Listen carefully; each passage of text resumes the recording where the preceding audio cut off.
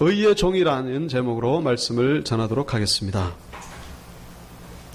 성경은 사람을 가리켜서 종이라고 표현하고 있습니다. 본질적으로 종이지 자유인이 못 된다는 것이죠. 종이라고 하는 것은 무엇인가에 매여 있다는 것입니다. 무엇인가에 붙들려 있다는 거예요. 무엇인가에 예속되어 있다는 것입니다. 그래서 끄는 대로 끌리는 것이 인간의 삶이라는 거예요. 무엇에 끌리느냐, 무엇에 붙잡혔느냐가 중요한 것이죠. 얼마 전에 그 러시아의 사진작가 2명이 저기 제2롯데월드 꼭대기 탑에 맨손으로 안전장비도 없이 올라가서 그 꼭대기에서 사진을 찍고 동영상을 찍은 그런 기사가 뉴스에 난 적이 있습니다. 보통 사람은 상상도 못할 일입니다. 그분들이라고 하기엔 좀 그렇고 그 사람들이 찍은 그 동영상을 제가 인터넷을 통해서 본 적이 있습니다만은 이 보면요 간이 떨려서 차마 보지를 못합니다. 오금이 저려서 보지를 못해요. 아니 어떻게 저기를 올라가는 것도 참 신기하지만은 그 올라가서 거기서 그렇게 사진을 찍는다는 게 참 우리로서는 이해를 못하는 그런 행동이죠. 근데 놀라운 것은 그런 위험천만한 일을 많은 사람들이 하고 있다는 거예요. 생각보다 많은 청년들이 특별히 러시아 쪽에서 유행처럼 번져가고 있다고 합니다. 아무런 안전장비 없이. 이게 불법이죠. 그래서 미리 제1롯데월드에서 그 사람들이 올 거를 미리 그 경고를 했습니다만은 결국은 뚫렸었죠. 문제는 그런 행동을 하다가 떨어져서 죽는 사람이 한둘이 아니라는 거예요. 당연히 떨어지죠. 안 떨어지겠습니까? 떨어지면 죽는 거예요. 근데 우리는 그런 생각을 합니다. 왜 저런 행동을 할까? 왜 저렇게 위험하고 아차하면 죽는 거잖아요. 근데 그냥 하는 거예요. 왜 그럴까요? 한마디로 뭔가에 붙들렸다는 것입니다. 뭔가에 매인 거예요. 그들을 붙잡고 있는 것이 뭔가가 있다는 것입니다. 그러니까 인간적으로 말하면은 그 짜릿한 그 쾌감, 그 말할 수 없는 쾌감, 거기에 중독이 돼가지고 이걸 못 끊는 거예요. 그러니까 그게 너무 강력하게 붙잡다 보니까 죽음이 눈앞에 안 보인다는 거예요. 죽음도 불사하는 그런 그들을 매인 것, 종이 된 모습이죠. 이 종입니다. 요즘 미국에서 이제 대선이 얼마 남지 않아서 이제 힐러리와 트럼프가 대선 운동을 위해서 열심히 달려가고 있습니다만 처음에는 참 좋더니 요즘에는 뭡니까? 서로 네거티브한 모습으로 비난하기에 급급합니다. 서로 건강에 대해서 제일 뚱뚱한 사람이라 그러고 또 제일 병약한 사람이라 그러고 서로 그냥 흠을 잡기 바쁜 그런 모습을 보면서 이분들도 역시 순수한 마음을 가지고 나라를 사랑하는 마음을 가지고 하는 것만은 아니구나. 이분들도 역시 무언가에 붙들렸구나. 인기에 붙들렸고 승부욕에 붙들렸고 명예욕에 붙들렸고 포로된 모습이죠. 자유인이 아니에요. 대통령이 되면 자유인입니까? 그렇지 않죠. 다들 거기에 뭔가에 붙들려서 매여서 속박을 당하는 그런 모습을 우리가 볼 수가 있습니다. 강약의 차이가 있을 뿐이지 세상 모든 사람들은 다 무언가에 붙들렸다라고 성경은 말씀하고 있습니다. 그래서 종이라는 거예요. 그래서 종입니다. 우리 뭔가에 붙들려 있습니다. 돈에 붙들리고 성공에 붙들리고 자존심에 붙들리고 쾌락에 붙들리고 극단적으로 나가면은 알코올에 붙들리고 도박에 매이고 마약에 매이고 한 그것이 바로 인간의 현주소라는 것이죠. 우리가 믿는 예수님도 붙들린 바 된 그런 분이셨죠. 뭐에 붙들렸습니까? 예수님은 하나님께 붙들리셨고 성령에 붙들린, 성령의 인도함을 받는 그런 분이셨죠. 오늘 읽은 이 로마서를 쓴 사도 바울도 마찬가지로, 사도 바울이 원래 세상적으로는 참 성공 가도를 달렸던 그런 사람이었습니다마는 한순간에 이 모든 것들을 다 포기하고 180도 바뀌어가지고 핍박을 향해서, 감옥을 향해서, 그리고 끝내 순교의 그 지점을 향해서 달려가게 된 것, 그 이유가 뭡니까? 바로 성령에 붙들렸기 때문이라고, 성령의 메인바가 되었기 때문이라고 성경은 우리에게 말씀해주고 있습니다. 오늘 본문에는 두 종류의 종에 대해서 말씀하고 있죠. 이 종이라고 하는 것은 두 종류가 있다는 거예요. 복잡할 게 아니라 두 종류. 무슨 종? 의의 종, 그리고 죄의 종이라는 거예요. 죄의 종 혹은 의의 종, 두 종류밖에 없다는 거예요. 의의 종은 뭡니까? 의의 종은 하나님께 가까이 있는 사람이 바로 의의 종이죠. 하나님께 매인 사람, 하나님과 교통하는 사람, 하나님과 가까운 사람, 의의 종. 죄의 종은 뭡니까? 여러분, 죄라고 하는 것이 무슨 도덕적이고 윤리적인 그런 죄도 포함되겠지만 이건 두 번째예요. 하나님을 떠난 모든 것이 바로 죄라고 성경은 말씀하고 있습니다. 하나님에게서 떨어지면 그러면 죄예요. 죄. 여러분, 바닷물이 있고 민물이 있지 않습니까? 같이 만나는 그런 데가 있잖아요. 저기 동해안에도 보면은, 강릉 같은 데도 보면은 옥천강인가요? 강이 흐르고 이제 바다가 이제 시작되는데, 이쪽은 민물이고 이쪽은 바다예요. 바다에서는요, 아무리 씻어도 소금기가 씻어질 수가 없죠. 거기서는 무슨 행동을 해도 결코 소금기를 씻어낼 수가 없어요. 소금기를 씻어내려면 이쪽으로 와야 돼요. 민물로 와야만 됩니다. 성경은 우리가 행위적으로, 도덕적으로 죄인이라고 말하는 것이 아니라 어디에 있느냐, 너가 지금 어디에 서 있느냐, 그것을 가지고 죄인이냐 의인이냐라고 말하고 있다는 것입니다. 빛 가운데 있느냐, 어둠 속에 있느냐. 어둠 속에 있으면요, 아무리 착한 일을 해도 그건 어둠의 자녀예요. 아무리 양심적이고 아무리 깨끗하게 살아도 그건 어둠의 자녀입니다. 그건 죄의 종이에요. 근데 빛의 자녀는, 여기서는 뭐 좀 부족한 것도 있겠죠. 그러나 근본적으로는 빛의 자녀라는 것입니다.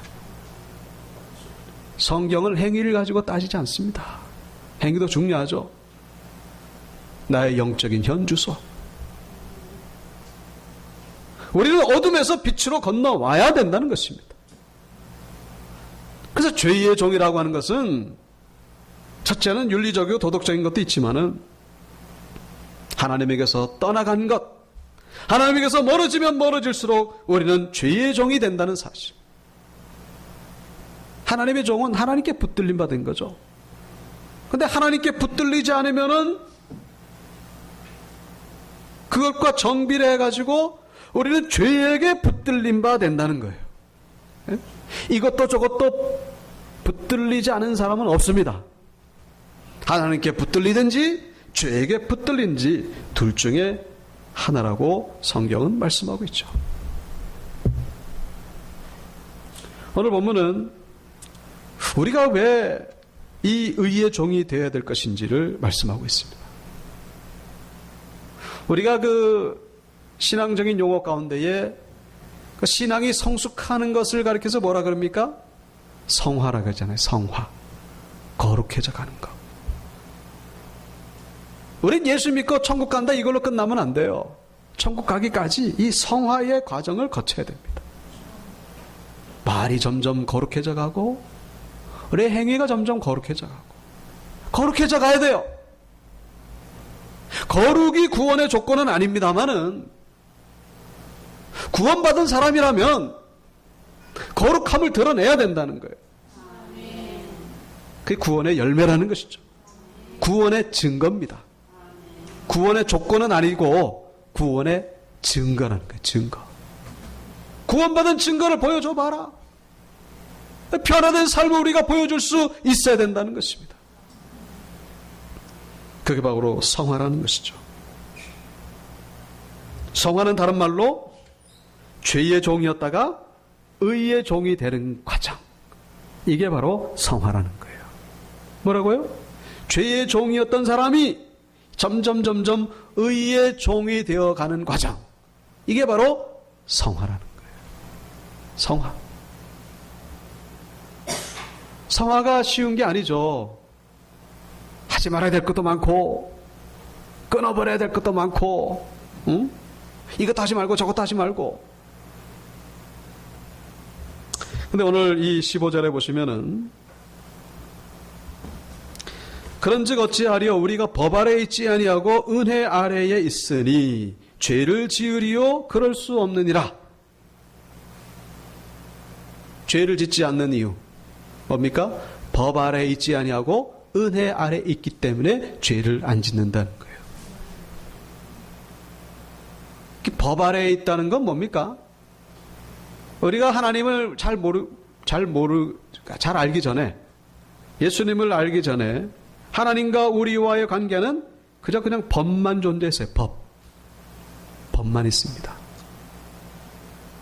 정의만 있죠. 물론 초월적인 하나님의 은혜와 사랑이 있습니다만은 우리가 하는 행위에 대해서 하나님의 이 법이 그냥 100% 적용되는 거예요. 하나님의 법으로 우리를 따지면 우리는 어떻게 됩니까? 우리는 다 죽음이죠. 다 심판입니다.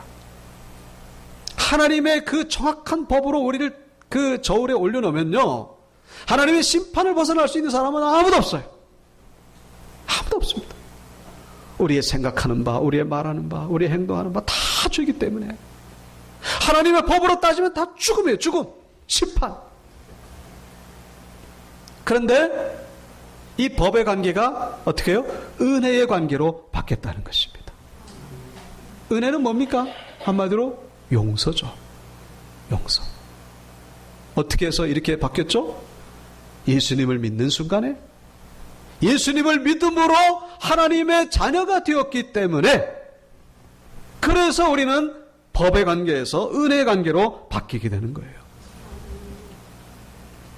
예를 들면 이제 이런 예가 있습니다. 어떤 그 흑인 여자가 이제 옛날로 하면은 이제 그 대농장 그 대부호 집에 이제 종으로 팔려왔습니다.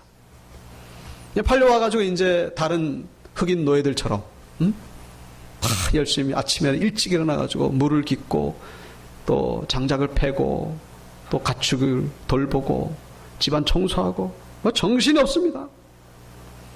잘못하면 이제 주인에게 또 아주 혼나니까, 또 야단을 맞으니까 아주 무서워가지고 열심히 일을 합니다. 자, 그런데 이제 이 팔려온 그 어떤 이 여성 흑인이 참 그 마음이 곱고 또 아주 성실합니다. 그리고 또 아주 지혜로워요. 그리고 아주 외모도 참 준수합니다.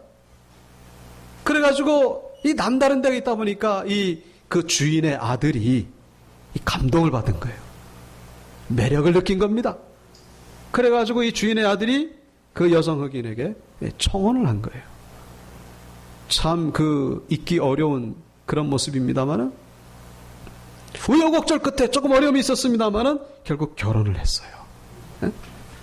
자, 그랬다고 가정했을 때에, 자, 이 여성의 삶이 어떻게 바뀌는 겁니까? 저게 주인의 며느리가 된 거예요. 주인 아들의 부인이 됐습니다. 그 다음 날부터 일찍 일어날 필요가 있습니까? 없죠. 장작을 팰 이유가 있습니까? 없죠. 물을 길어 올 필요도 없고 집안 청소할 필요도 없고 가축을 돌볼 이유가 없는 거예요. 신데렐라가 된 거죠.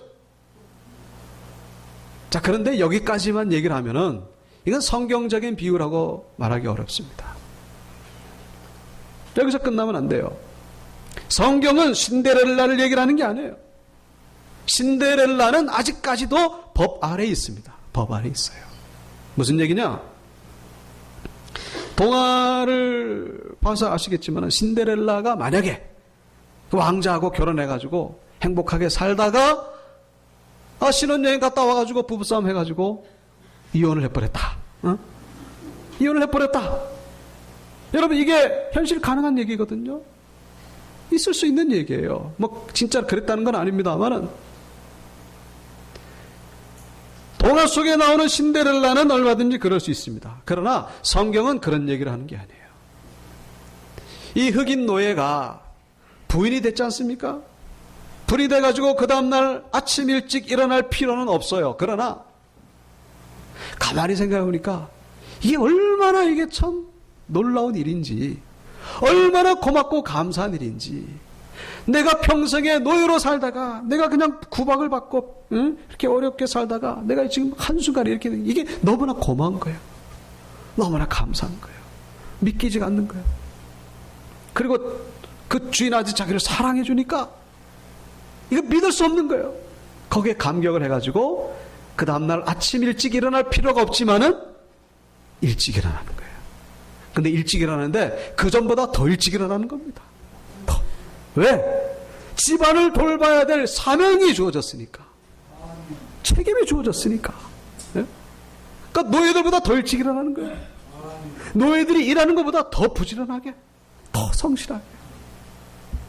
그러니까 그전에는 뭡니까? 의무감으로 주인의 눈치를 보면서 주인의 그 진노가 무서워가지고 그렇게 일을 하던 이 노예가 이 똑같이 일을 합니다만 더 열심히 일을 해요. 왜 그럴까요? 그 법의 관계가 어떻게 해요? 은혜의 관계로 바뀌게 된 거예요. 그 아들의 은혜가 너무 감사해서, 그 주인의 은혜가 너무 감사해가지고 일을 안 하고서는 견딜 수가 없는 거예요. 내 마음 가운데 의무감으로 하는 게 아니라 기쁨과 감사함으로. 여러분, 우리가 하나님 앞에서 성화되어져 가는 것은 바로 그런 차원에서 해석해 볼 수가 있다는 거예요. 하나님의 진노가 두려워서가 아니라, 지옥의 심판이 두려워서가 아니라 하나님의 그 사랑과 은혜가 너무나 고마워서, 우리를 구원해 주신 그 은혜가 너무나 감사해서 하나님께 기쁨을 드리려고, 하나님께 좀 칭찬을 드리려고 우리가 거룩해져 가는 것, 이것이 바로 의의 종이 되었다라고, 그것이 바로 성경이 말하는 진정한 신데렐라라고 한다는 사실을 우리가 기억해야 된다는 것입니다. 믿습니까? 의의 종이 되시기를 바랍니다. 그 종이라고 하는 것은 의무감의 종이 아니에요. 스스로 종이 되는 것입니다. 기쁨으로 종이 되는 거예요. 사랑해서 종이 되는 것입니다. 감사해서 종이 되는 거예요. 너무나 고마워서. 그런 의의 종. 여러분, 우리는 우리의 의지로, 우리의 결심으로 거룩해져 간다고 하는 것은 처음부터 포기하시기 바랍니다. 우리의 결심 가지고는 안 돼요. 하나님의 은혜가 임해야 됩니다. 하나님이 도와주셔야 돼요. 내천감삼이라고 하는 우찌무라 간조, 아주 세계적으로 유명한 신학자 아닙니다. 일본 분이죠. 이분이 예수님을 처음 이제 믿었을 때 초기에 무슨 결심을 했냐면은, 내가 이 일본의 그 무사도 정신을 가지고 내가 정정당당하게 내가 구원을 얻을 것이다. 나는 의롭고 정직하고 아주 도덕적으로 깨끗하게 살 것이다. 무슨 그렇게 빌붙고 눈물을 흘리면서 뭐 그래. 나는 올바른 생각을 할 것이고 도덕적으로 흠이 없이 정직하게 살 것이고 거짓말도 안 할 것이고 남의 물건 훔치도 않을 것이고, 그렇게 결심을 합니다. 그만큼 이제 아주 그 진실된 분이었죠. 그런데 얼마 못 가서 하나님 옆에 두 손 두 발을 다 들었다는 거예요. 하나님, 나는 죄인입니다. 자기의 도덕적인 파업을 선고했다는 거예요. 내가 이거밖에 안 되는구나. 사도 바울이 뭐라고 했습니까? 원하는 바 선은 행하지 아니하고 원치 않는 바 악을 행하는구나. 악을 행하는구나. 내 안에 또 다른 자아가 있구나. 자기의 한계를 고백하는 그 바울의 고백. 여러분, 그때 비로소 우리의 신앙이 출발하게 된다는 사실입니다. 그때 신앙이 성장하게 되는 거예요. 의의 종. 의의 종. 이것은 의무감으로 하는 것이 아닙니다. 하나님의 은혜로 되어져가는 종이라는 사실이죠. 그래서 우리는 하나님의 은혜를 간구해야 됩니다. 날마다 하나님 앞에 나와가지고 무릎 꿇고 기도하면서 하나님 우리에게 은혜를 더하여 주시옵소서. 나는 오늘 잘 살 자신이 없습니다. 하나님 뜻대로 살 자신이 없어. 하나님 붙잡아 주시옵소서. 여러분, 그렇게 기도할 때에 비로소 우리는 의의 종이 될 수가 있는 거예요. 기도는 필수입니다. 믿습니까? 우리 결심 가지고 안 된다는 거예요. 우리 도덕적인 재질, 자질, 웃기는 소리 하지 마십시오. 하나님이 비웃습니다. 우리의 무슨 착한 무슨 기질이 있습니까? 말도 안 되는 소리 하지 마십시오. 하나님 볼 때 우리는 완전히 파산 선고를 맞은 자들과 똑같아요. 도덕적으로, 윤리적으로. 우리는 죄의 종이었던 신분에서 의의 종으로 돼가는데 하나님의 은혜가 있어야만 가능하다는 사실. 기도하는 가운데 하나님의 은혜를 간구하시기 바랍니다. 하나님 도와주시옵소서. 하나님 붙잡아 주시옵소서.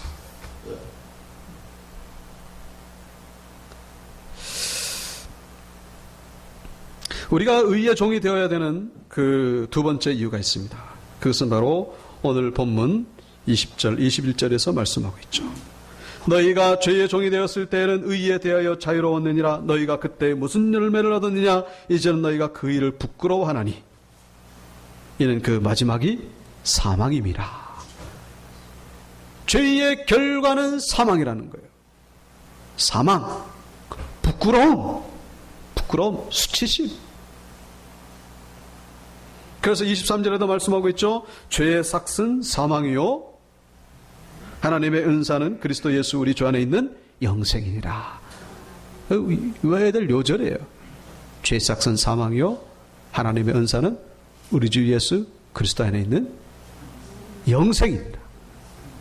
여러분, 삭시라고 하는 게 뭡니까? 삭, 쉬운 말로 월급이죠. 월급. 한 달 동안 아주 열심히 일한 그 결과로서 주어지는 게 삭시예요. 월급입니다. 그래가지고 우리는 그 월급 때문에 참 일할 맛이 나는 거고, 그 월급이 소망이죠. 근로자들에게는. 그게 없으면 무슨 일을 하겠습니까? 그런데 열심히 일을 했더니 이 주인이 한 200만 원, 300만 원 줘야 되는데 5만 원만 달랑 주는 거예요. 이번 달 이거밖에 없다고. 일할 맛이 나겠습니까?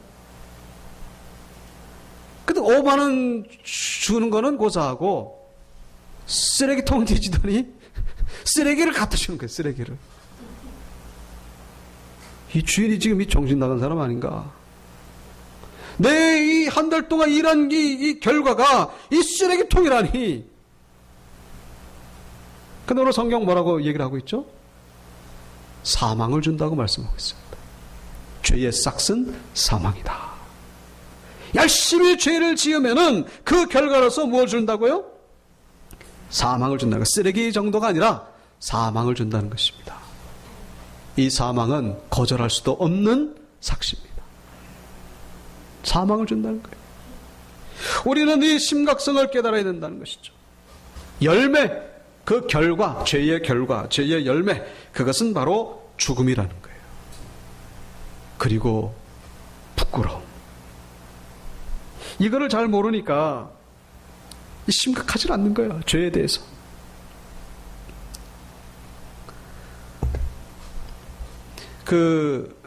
좀 됐습니다만은 새벽형 크리스찬이라고 하는 책이 베스트셀러가 된 적이 있었죠.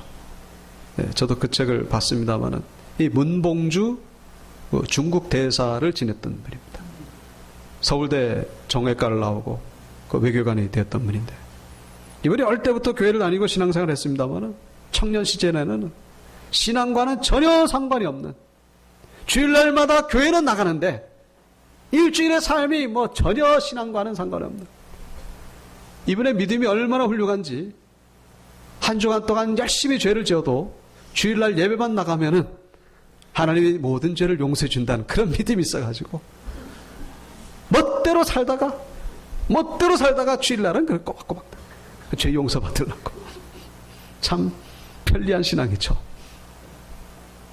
어느 날, 그날도 마찬가지로 토요일날 그냥 코가 삐뚤어지도록 술을 마시고 주일날 술 냄새 풀풀 풍기면서 예배를 드렸습니다. 근데 이제 사도신경 다 하고 나서 찬송가를 딱 부르는데 갑자기 옆에 있던 부인이 쿡 찌르면서 술 냄새 나니까 입 좀 닫으라고. 명색이 집사면서 하나님께 영광 돌리는 것이 아니라 사람들 시험이 들고 하고 있다고 해서 그 얘기를 딱 하는데 갑자기 뒤통수를 맞은 것처럼, 그러니까 하나님이 그 부인을 통해서 말씀한 거죠. 이 말에 충격을 받은 거예요. 근데 놀란 것은 이 부인은 결혼하기 전에 불교 신자였거든요. 이분 때문에 교회를 다니게 됐는데 이분이 그 입에서 그런 말이 나오다니. 담배는 또 얼마나 피워대는지 하루에 2갑은 보통이고, 그 담배 냄새 안 나게 해달라고 부인이 그런 기도조차도 했다는 거예요. 그러니까 그때부터 심각한 고민에 빠졌다. 내가 집사면서 내가 이래도 되는 것인가. 그래서 결국 고민하다가 결국 그때부터 이제 신앙이 조금씩 싹트기 시작했어요. 그래서 경건생활하고, 그리고 또 하나님의 은혜 가운데 이제 이 신앙이 자라고 또 성경을 가르치는 그런 입장에까지 다녔는데, 어느 날 우연히 병원에 가서 건강진단을 받았더니 위암 4기. 원래 6기까지가 끝인데 4기였다는 거예요. 그래서 이 문봉주 대사가 하나님 앞에 그런 기도를 드렸다는 거예요. 제가 방탕하게 다닐 때 그때는 가만히 놔두시다니 왜 이제 신앙생활 좀 제대로 해보려고 했더니 이제 와가지고 나에게 이런 병을 가져다 주십니까? 눈물이 나오더라는 거예요. 그래가지고 그때부터 이제 그 항암 치료를 아주 1년 정도를 아주 고생을 하면서 결국은 이제 치유를 받았습니다만, 그 책에는 그런 얘기를 안 썼습니다만 저는 그걸 보면서 그런 생각이 들었습니다. 이게 바로 은혜다. 하나님께 돌아왔으니까 위암 4기로 그쳤지, 안 돌아왔으면 어떻게 됐겠습니까? 죽었죠 뭐. 그건 누가 봐도 뻔한 사실이에요. 여러분, 위암이 그게 무슨 뭐 하나님께 돌아왔기 때문에 그게 생겼습니까? 아니죠. 방탕하고 하나님 앞에 그냥 엇나가기 시작하고 그때부터 이미 암은 시작된 거예요. 그나마 하나님의 은혜로 돌아왔으니까 4기에 발견하게 하셨다는 것입니다. 동의하십니까? 이거 누가 봐도 뻔한 사실이에요. 그나마 돌아왔으니까 그러니까 하나님의 은혜죠. 하나님이 살려주신 은혜죠. 안 돌아오고 계속 갔으면 사망이란 거죠. 죄의 결과는 사망이란 거예요. 죄의 종이었던 이분이 의의 종으로서 지금은 일본의 그 온누리교회 지교회라고 그래야 되나요? 거기 담임 목사님으로, 그 대사관 이제 다 그만두고 목사님으로서 이제 사역하고 있다고 하는 그런 기사를 본 적이 있습니다. 죄의 삭은 사망이라고 다시 한번 우리에게 말씀해 주고 있습니다. 이 말씀에 귀를 기울이시기를 축원합니다. 죄가 쌓이면은 우리가 믿음으로 천국 가는 건 맞지만요, 죄가 자꾸 누적이 되고 반복되면은 나중에는 예수님 부인하는 데까지 이를 수가 있다는 거예요. 하나님이 어디 있어? 예수님이 어디 있어? 그냥 적당히 사는 거지. 그러면 구원은 무효가 되는 거예요. 믿음으로만 간다고 하는 건요, 그거는 좀 모순이 있어요, 말이. 그건 참 조심스럽게 해석해야 됩니다. 거룩하게 살지 않으면은 그 구원이 뺏길 수 있다는 사실이죠. 믿습니까? 우리가 성화되지 않으면 구원이 무효가 될 수가 있다는 사실. 그렇게 사는데 내 안에 믿음이 자라겠습니까? 반대로 하나님의 은사는 다른 말로 선물. 의의 종이 되었을 때에 하나님이 우리에게 영생을 선물로 주신다는 것입니다. 영생을 선물로 주신다. 이 천국에 가는 영생도 있고 이 땅에서 이 생명을 풍성하게 누리는 그런 은혜. 예? 사는 게 사는 것처럼 살아야 됩니다. 예? 사는 것처럼 사시기를 축원합니다. 날마다 이게 우거지상이 돼가지고 맨날 근심, 걱정, 슬픔에 눌려가지고 그게 아니라 좀 가난해도 좀 어려워도 기쁘고 감사하면서 즐겁게 소망 가운데 사는 것.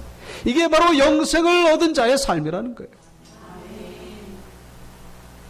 얼마 전에 그 미국의 그 슈퍼 앞에서 있었던 일입니다. 이 할머님 92세 된 할머님이 장을 보고 이제 차를 몰고 딱 가는데 갑자기 흑인 강도가 조수석 문을 탁 열면서 총을 떡 들이대면서 돈 내놓으라고. 그랬더니 할머님이 나 돈 못 준다고. 쏴 죽이겠다고 그랬대. 죽이라고. 죽이면 나는 빨리 천국 갈 수 있으니까 좋고 당신은 지옥 갈 거라고. 그랬더니 흑인이 당황하는 거예요. 그래서 이 할머님이 더 하는 말이 예수님은 교회만 계시는 것이 아니라 지금 이 차 안에서도 지금 당신과 나 사이에 지금 보고 계신다고. 그러니까 이 흑인 강도가 그 기세에 눌려가지고 총을 내려놓고 갑자기 눈물을 흘리면서 집에 가서 기도하고 싶다고. 오늘은 갑자기 집에 가서 기도를 하고 싶다고. 집에 가서 기도하지 말고 여기서 같이 하자고. 그러면서 한 10분간을 복음을 전했습니다. 그리고 눈물 흘리고 기도가 다 끝난 다음에 $10를 주면서 가져가라. 그리고 술 사 먹는데 쓰지 말고 꼭 좋은 일에 쓰고 꼭 교회 나가라고. 그랬다고 하는 그 신문 기사를 읽은 적이 있습니다. 의의 종으로서 내 안에 영생이 있으니까 죽음이 두렵지 않은 거예요. 영생이 있으니까 이 죄인을 변화시키는 능력이 생기게 되더라는 것이죠. 이게 바로 의의 종의 모습입니다.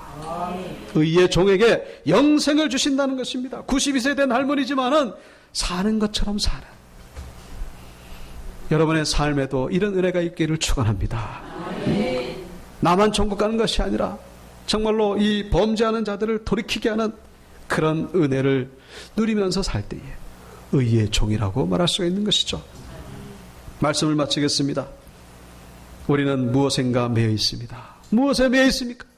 죄에 매여 있지 마시고 하나님께 매인 자들, 성령에 매인 자들, 말씀에 매인 자들, 그래서 영생의 은혜를 누리는 모두가 되시기를 주님의 이름으로 축원합니다.